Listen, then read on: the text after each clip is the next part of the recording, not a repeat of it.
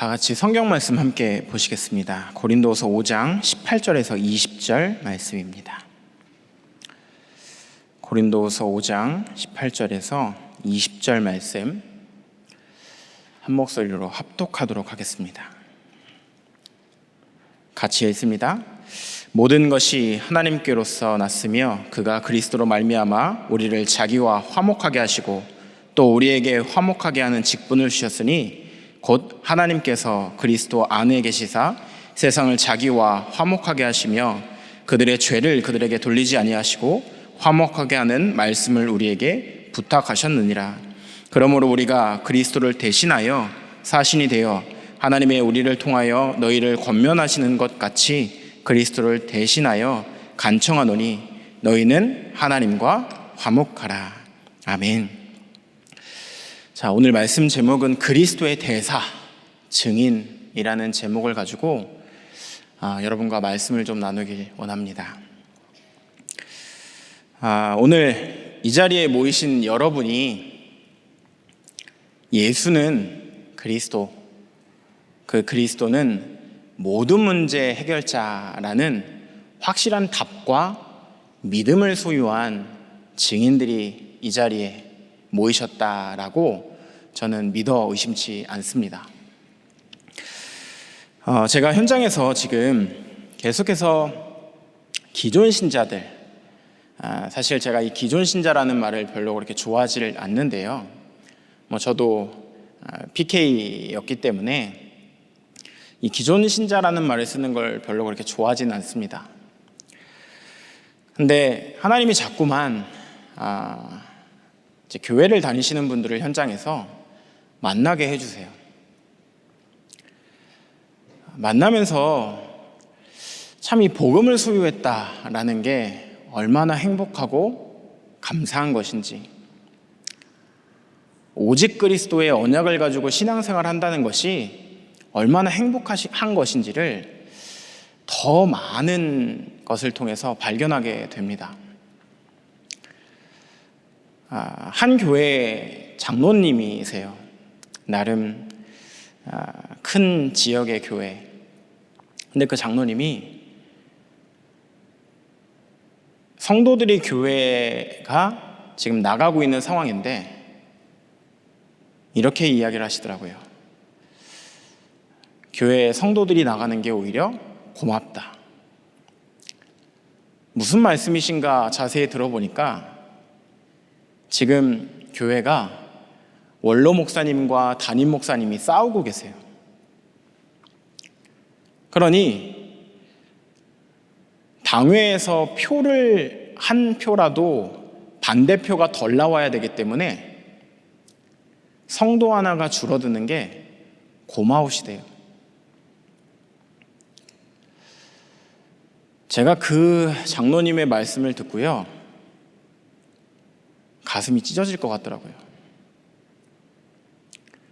복음 없으니까 성도들이 지금 현장에서 뭐 하고 있냐? 정치하고 있어요.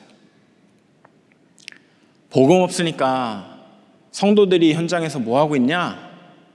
전도 선교에 관심 없이요, 자리 지키게 하고 있어요. 하나님이 그때에 저와 여러분들을 예수는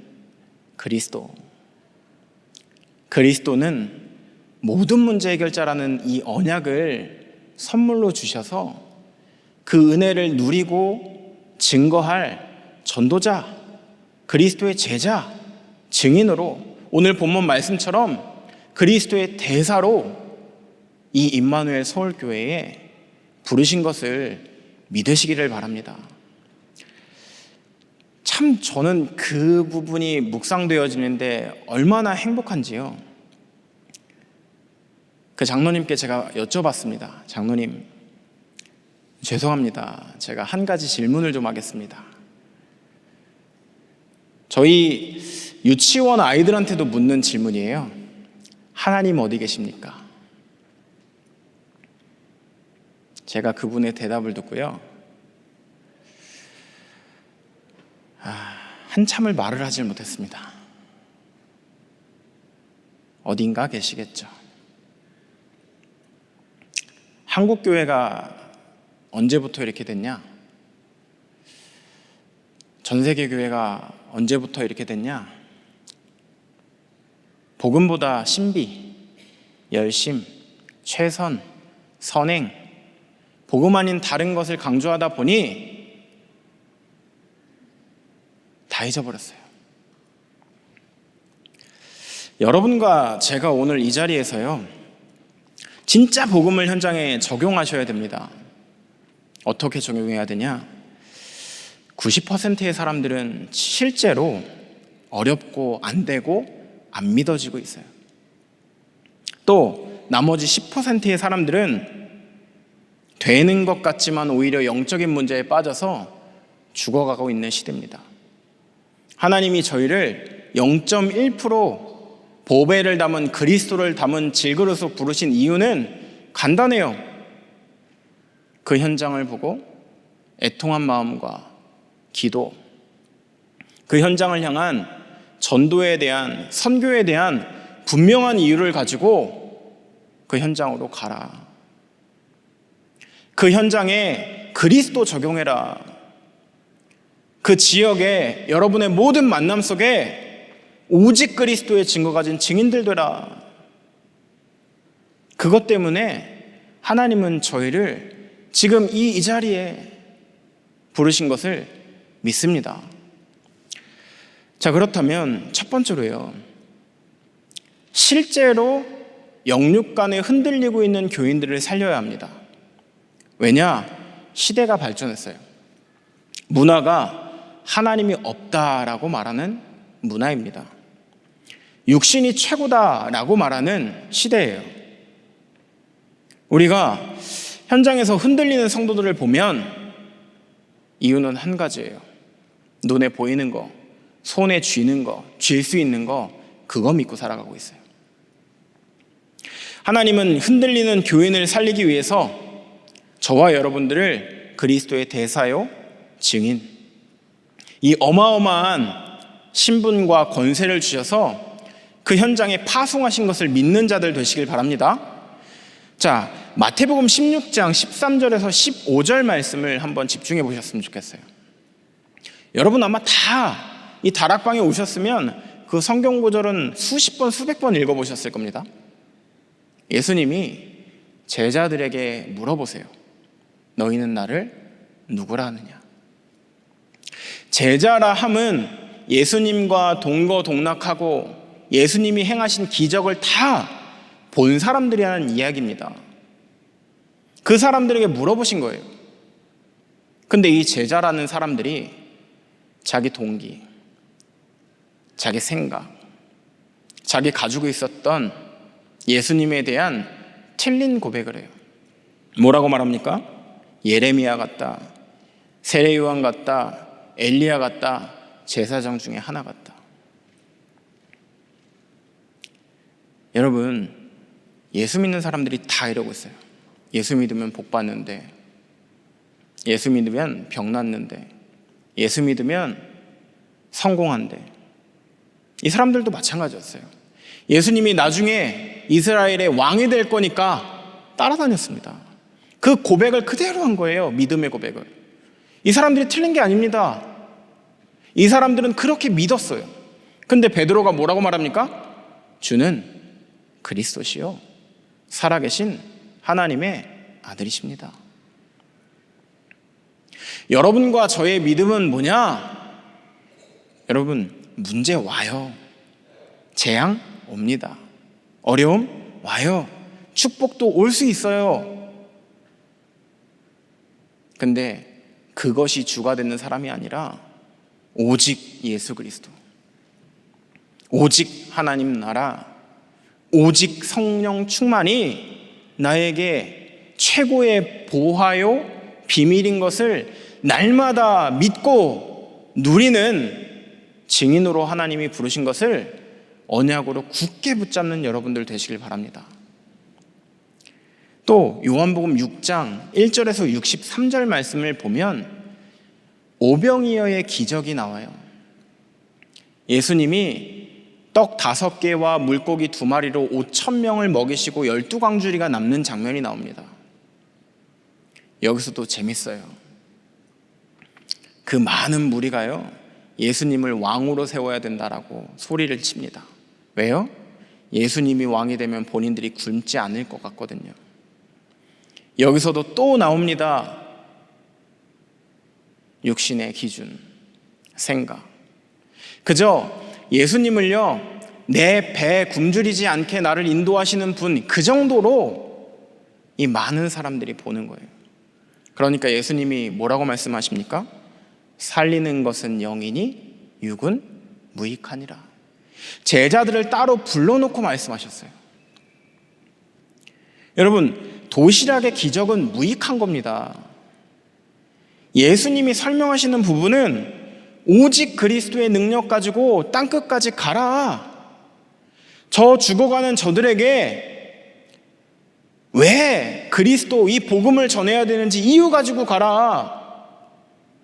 그거 말씀하시는데요, 육신의 것 좀 채워주면 아이고 감사합니다. 안 채워주시면 아이고 하나님 어디 계십니까?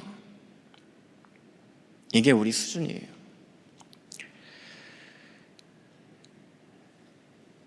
너무나 많은 성도들이 흔들리고 있습니다. 어느 날 제가 잠이 너무 안 오더라고요. 2시가 되고 3시가 되고 3시 반이 됐는데도 분명히 눈을 감고 있는데 잠이 안 와요. 내가 왜 이렇게 잠이 안 올까? 근데 그 잠이 안 오는 가운데 한 가지 생각이 퍼뜩하고 딱 들더라고요. 안 재우시는 데는 이유가 있겠구나. 무릎 꿇고 하나님 앞에 기도하자. 근데 기도하다가 생각 하나가 확실하게 딱 정리되더라고요. 아, 이게 은혜구나. 문제가 왔을 때, 내게 어려움이 왔을 때, 사건이 왔을 때 하나님 앞에 기도할 수 있는 게 은혜구나. 내가 어떤 상황에 있을지라도 하나님, 여호와 하나님을 바라볼 수 있는 것이 은혜구나.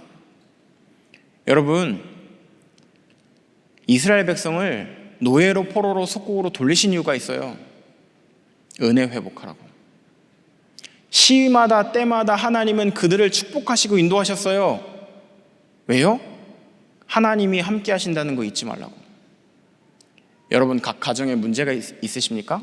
후대에 문제가 있으십니까? 기억하세요. 그 문제와 사건은 문제가 아니요 하나님의 절대 언약이 성취되어지는 축복인 것을 믿습니다. 두 번째입니다. 정말로 생각이 바뀌어야 돼요. 저와 여러분들이 오직 복음 속에서 하나님이 주신 정체성을 날마다 확인하는 생각과 기도가 바뀐 자들 되어야 합니다. 여러분, 성경의 흐름, 문제가 오고 재앙이 올 때마다 하나님은 이스라엘 백성이 왜 복음을 놓쳤는지, 그들에게 분명한 언약을 주셨는데 언약을 전달하지 않는 그들을 끊임없는 재앙 속으로 몰아넣으십니다. 근데 그때마다 7 렘넌트들을 통해서요, 하나님은 그 재앙에서 이스라엘 백성들을 구원하시고 이끄시고 먹이시고 채우세요. 하나님이 주셨던 은혜가 누구에게 임하는가가 가장 중요합니다. 여러분, 그게 우리였으면 좋겠어요. 저는 소원해요.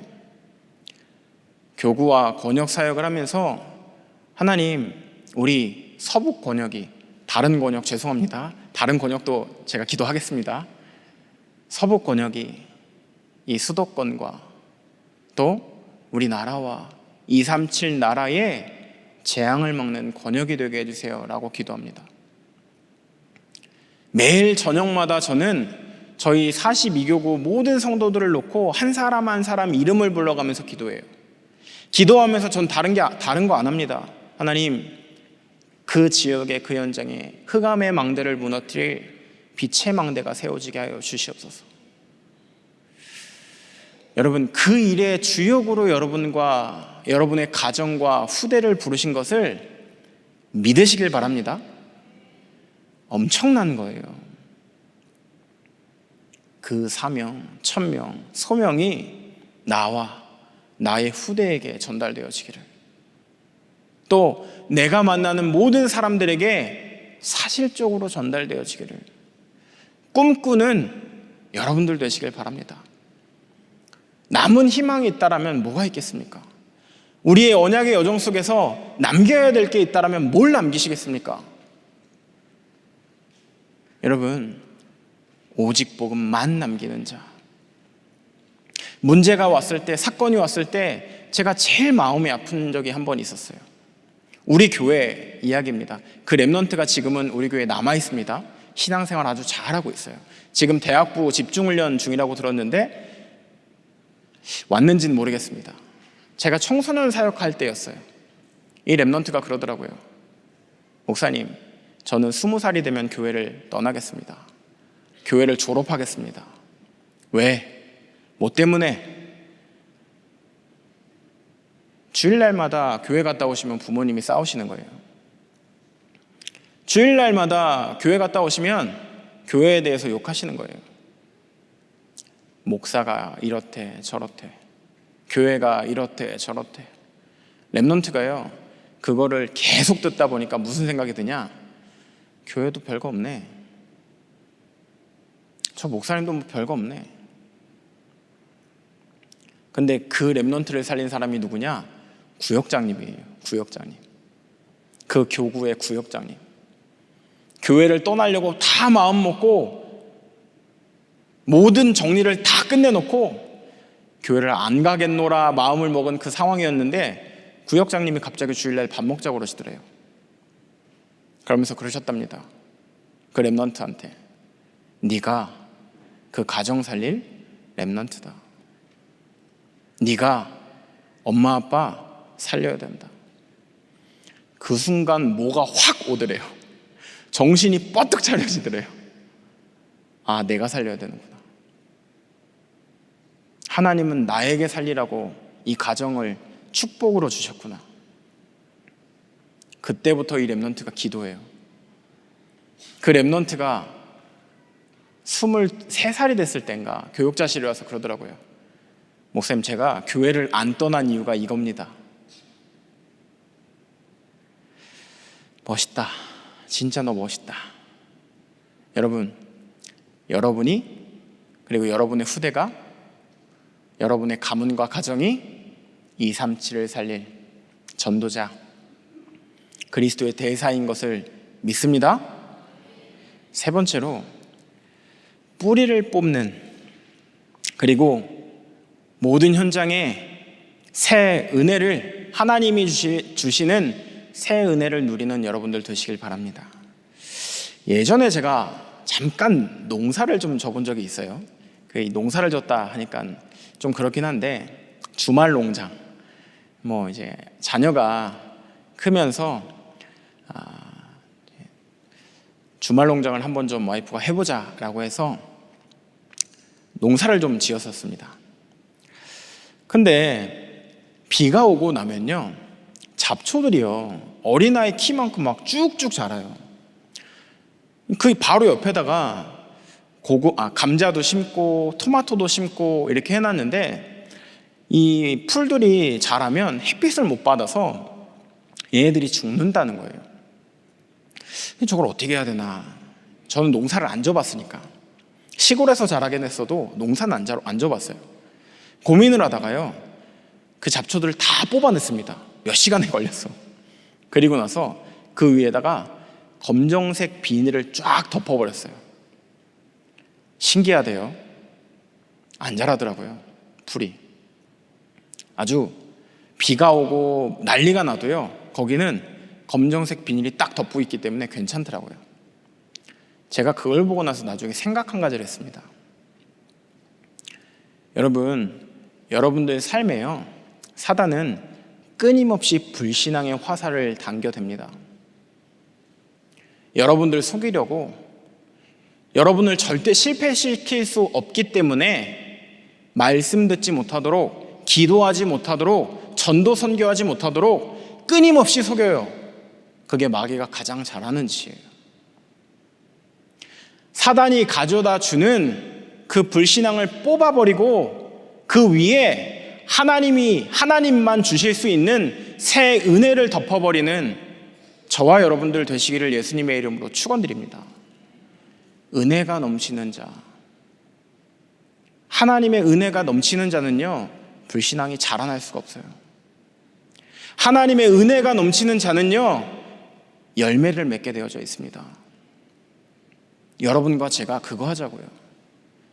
첫 번째, 어떤 뿌리를 제거해야 되냐? 창세기 3장, 6장, 11장에 나, 물질, 성공이라는 뿌리를 완전히 제거해야 합니다. 이거 제거하지 않으면요, 예수는 믿지만 예수로 살지 않는 인생이 돼요. 교회는 다니고 신앙생활하고 장로님이 되시고 권사님이 되셔도 교회 안에서 뭐하냐? 정치예요. 이게 맞다 틀렸다 정죄해요. 우리 임마누엘 서울교회 2000년 만에 회복된 세 가지 뜰을 세우는 이 교회가 모든 성도들이 창세기 3장, 6장, 11장의 뿌리를 완전히 뽑아내는 증거 있는 교회, 증거 있는 성도, 증거 있는 렘넌트들 되시기를 예수님의 이름으로 축원드립니다.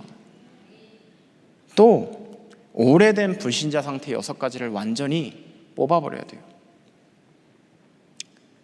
하나님 만나기 전에 우리에게 각인뿌리 체질되어져 있던 사단의 자녀되어서 살아갈 수밖에 없던 운명사주팔자라는 게 다 있어요. 제가 예전에 저 지방에 어떤 한 교회가 입당 예배를 한다, 저랑 가까운 부목사가 그 교회에 있어서 간 적이 있습니다. 원로 목사님이 강단에 서셔서 메시지 하실 때 그러시더라고요. 웃으시면서 지금은 안 그렇습니다 라고 하시면서, 얼마 전까지 그랬습니다 라고 하시면서, 자기는 아직도 문지방을 못 밟으신대요. 왜? 어렸을 때요, 아버지가 문지방을 밟으면 야구방망이로 죽기 직전까지 패셨대요. 왜? 문지방 밟으면 재수 없다고. 근데 지금도 문지방을 본인도 모르게 밟으면 무슨 생각이 드냐면, 아버지가 옛날에 나를 이렇게 때리셨지, 재수 없다고 했는데, 이 생각이 드신대요. 신기하죠? 불신자 상태 6가지가 다 끝났는데요, 순간순간마다 와요. 순간순간마다 사단은요, 우는 사자와 같이 두루다니며 삼킬 자를 찾는 것처럼 생각에 빠지게 만들고, 상황에 빠지게 만들고, 인간관계에 빠지게 만들어서 뭐하게 만드냐? 하나님께 영광 돌리지 못하게 만들어요. 우상숭배, 정신문제, 육신의 문제, 내세, 후대 문제. 실제 여기에 너무 많은 사람들이 빠져 있습니다. 나도 모르게 여기에 빠져 있는 경우가 너무 많아요. 여러분, 이 문제 그리스도께서 십자가에 못 박히심으로 다 해결하신 것을 믿습니다. 그리스도께서 십자가에 못 박히심으로 우리의 죄값을 다 치르시고 우리를 의인이라고, 이 현장을 살릴 증인이라고, 그리스도의 대사라고 어마어마한 축복을 주신 것을 믿습니다. 그러면 우리가요, 사도행전 1장 1절 3절 8절 외에는 다 버려야 돼요.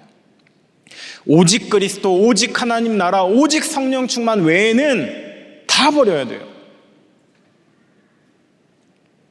뭐 해야 되냐? 사도행전 1장 14절이죠. 오로지 기도에 힘쓰더라. 오늘 이 밤이 저와 여러분들이 하나님 앞에 오로지 기도에 힘쓰는 밤 되기를 소원합니다. 언약을 붙잡고 성취되어질 여정을 가야 할 저와 여러분들이 하나님 앞에 기도를 통해서 내 현장, 내 만남, 내 친구들, 내 가정과 가문, 내 후대들에게, 그리고 내가 있는 나라, 내가 품고 있는 그 나라, 내가 헌신하고 있는 그 237 그 현장에 흑암 세력이 결박되어지고 하나님 나라가 임하여지고 여호와 하나님의 뜻과 계획이 성취되어지기를 품고 실제로 기도하는 밤이 되기를 소원합니다. 세 가지 성경 구절을 좀 같이 보려고 합니다. 제가 준비를 좀 부탁을 드렸는데 마가복음 3장 14절에서 15절 말씀입니다. 같이 합독하도록 하겠습니다. 이에 12를 세우셨으니 이는 자기와 함께 있게 하시고 또 보내사 전도도 하며 귀신을 내쫓는 권능도 가지게 하려 하심이로라. 뭐라고 말씀하셨냐? 내가 하나님이 우리를 부르신 이유를 말씀하고 계세요. 함께 있게 합니다. 또 귀신을 내어 쫓고 전도하기 위해서 내가 나를 부르셨다라고 말씀하세요. 두 번째요, 누가복음 10장 19절입니다. 같이 읽겠습니다. 내가 너희에게 뱀과 정갈을 밟으며 원수의 모든 능력을 제어할 권능을 주셨으니 너희를 해칠 자가 결코 없으리라. 아멘. 여러분, 이 언약 꼭 기억하시길 바라요. 마귀는 여러분들을 절대 못 이겨요. 이길래야 이길 수가 없어요. 이미 여러분들은 승리한 싸움에 들어가는 증인들입니다.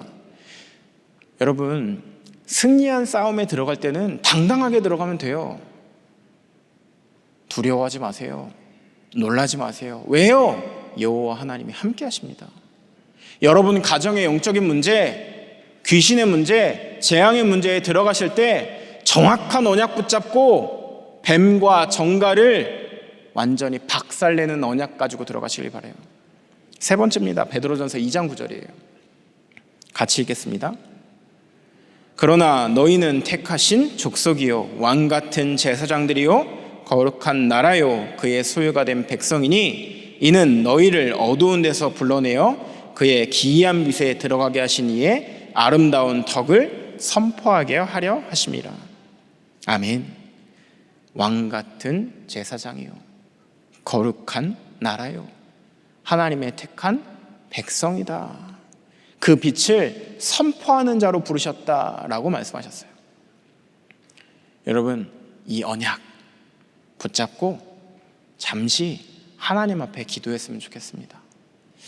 하나님이 나를 그리스도의 증거 가진 증인으로 뱀과 정갈을 밟으며 원수의 모든 능력을 제어할 권능을 주셨는데 실제로 내가 이 현장에서 그 축복을 누리게 하여 주시옵소서.